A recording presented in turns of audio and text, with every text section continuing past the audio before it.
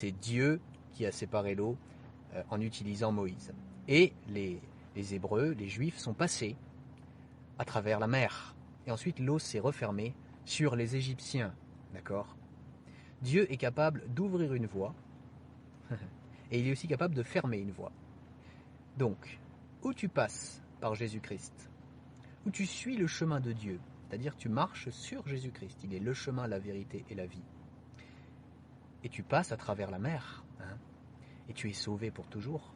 Ou alors, tu es cet Égyptien qui refuse, qui persécute les chrétiens, et qui se fait engloutir par la mer. C'est une image. C'est ou la vie éternelle, ou la perdition éternelle, la mort éternelle, l'enfer éternel, un lieu de souffrance éternelle. Ce sera un lieu de souffrance éternelle, l'enfer. Un lieu où il y aura des pleurs et des grincements de dents. Toute personne qui refuse de se convertir toute sa vie ira en enfer, de se convertir à Jésus-Christ, c'est-à-dire à Dieu, par Jésus-Christ. Il est le chemin, la vérité et la vie. Il n'y en a qu'un pour aller au Père. C'est Jésus-Christ. Donc, toute personne qui refuse de se convertir, toute personne qui refuse de se convertir, toute personne qui refuse de venir à Christ toute sa vie est perdue. Dieu a séparé la mer. Les Juifs sont passés et la mer s'est ensuite refermée sur les Égyptiens. Alors l'image, c'est où tu es un élu de Dieu, et alors tu échappes à la justice de Dieu, à la justice éternelle de Dieu, à l'enfer pour les péchés. Ou alors tu es comme ces Égyptiens qui persécutaient les Hébreux et la mer se referme sur toi. Et donc c'est l'enfer éternel. L'image, c'est l'enfer éternel. Ce sera un lieu de souffrance éternelle où il y aura des pleurs et des grincements de dents, une torture sans fin pour les péchés de ceux et celles qui ne se seront jamais repentis de leurs péchés durant leur vie, et de ceux et celles qui n'auront jamais cru dans le Christ durant toute leur vie. Pour les personnes qui n'auront jamais fait ces deux choses-là, il y aura l'enfer éternel. On ne se moque pas de Dieu. Dieu te propose le salut. Dieu te propose d'arrêter cette voie de mal, cette voie de pornographie, cette voie de mensonge, cette voie de haine, cette voie d'occultisme, bref, cette voie de péché. Il y a plein de péchés, La liste est longue. Dieu te propose d'arrêter cela et de rentrer dans la seule voie du salut, étroite, resserrée, le chemin de la vie, le chemin qui mène à la vie éternelle. Jésus-Christ est le chemin, la vérité et la vie. Alors tu veux la vérité ou le mensonge? Tu veux continuer à vivre dans le mal et avoir aucun sens à ta vie? Ou alors tu veux vivre pour la gloire de Dieu? C'est ça le sens de la vie. Vivre pour la gloire de Dieu dans cette vie humaine, et que ça se prolonge plus tard, quand ta vie terrestre sera terminée, quand ta vie humaine sera terminée, que ça se prolonge plus tard au paradis, là où il n'y aura plus jamais aucune souffrance, la vie éternelle. Alors Dieu est capable de séparer l'eau. Vas-tu emprunter la voie du salut, ou vas-tu laisser l'eau se refermer sur toi et aller en enfer pour toujours?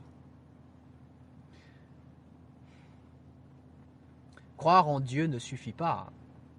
Il faut placer sa foi dans le Christ, avoir compris l'Évangile, avoir cru l'Évangile et s'être repenti de ses péchés. Qu'est-ce que l'Évangile? Qu'est-ce que la bonne nouvelle? La Bible dit « Car Dieu a tant aimé le monde qu'il a donné son Fils unique, afin que quiconque croit en lui ne périsse pas, mais qu'il ait la vie éternelle. » La foi et la repentance. Qu'est-ce qu'il faut croire? Est-ce que tu veux vivre pour Dieu? Vivre pour sa gloire? Tu veux ça? Alors je t'invite à mettre ton prénom en commentaire à cette vidéo. Et voici les deux choses que tu dois faire. La foi et la repentance. L'eau séparée! L'eau séparée! Vas-tu passer à travers la mer? Vas-tu être sauvé? Ou vas-tu laisser les flots t'engloutir à cause de ton incrédulité et de ton péché? D'ailleurs, l'incrédulité est un péché. Les deux choses que tu dois faire pour être sauvé, la foi et la repentance. Premièrement, la foi. Qu'est-ce qu'il faut que tu crois? Eh bien, il faut que tu crois que Jésus-Christ est Dieu, est EST, c'est marqué là. Jésus-Christ est Dieu. Il faut que tu crois aussi que Jésus-Christ est le seul Fils de Dieu. Il est les deux, à la fois Dieu est le seul Fils de Dieu. Et il faut que tu le crois. Il faut que tu crois que Jésus-Christ est venu sur terre en tant que 100% homme et 100% Dieu pour payer pour tous tes péchés. Il faut que tu crois que Jésus-Christ a souffert pour tous tes péchés. Il faut que tu crois que Jésus-Christ est mort pour tous tes péchés sur la croix. Il faut que tu crois que Jésus-Christ a payé toute la justice de Dieu pour tous tes péchés, à ta place. Il faut que tu crois que Jésus-Christ a payé ton enfer éternel, à ta place. Et je ne dis pas que Jésus-Christ est allé souffrir en enfer. Ça, je n'ai pas trouvé d'endroit où c'est écrit dans la Bible. Mais ce que je te dis, c'est qu'il faut que tu crois que Jésus-Christ a payé ton enfer éternel à ta place. C'est-à-dire qu'il a réussi à payer ta punition illimitée en un temps limité. Voilà ce qu'il faut que tu crois. Et il faut que tu crois que Dieu a ressuscité Jésus-Christ au 3e jour. Et que Jésus-Christ est vivant pour toujours. Que Jésus-Christ a vaincu la mort, le monde, le diable, le péché. Que c'est bien Dieu qui a ressuscité Jésus-Christ au 3e jour. Et que Jésus-Christ est vivant pour toujours. Voilà pour la foi. Voilà ce qu'il faut que tu crois. Et si tu as accepté de croire tout ce que je viens d'expliquer là, alors la deuxième chose qu'il faut que tu fasses, c'est la repentance. C'est-à-dire qu'il faut que tu prennes un temps et que tu parles à Dieu en le priant. Et il faut que tu lui dises combien tu regrettes de lui avoir fait du mal par tes péchés, par tes fautes. Il faut que tu t'engages devant Dieu à ne plus pratiquer le péché sous n'importe laquelle de ses formes. Et il faut que tu cites tes fautes, tes péchés à Dieu. Et il faut que tu lui demandes pardon. Alors arrête cette vidéo maintenant et pratique cette repentance.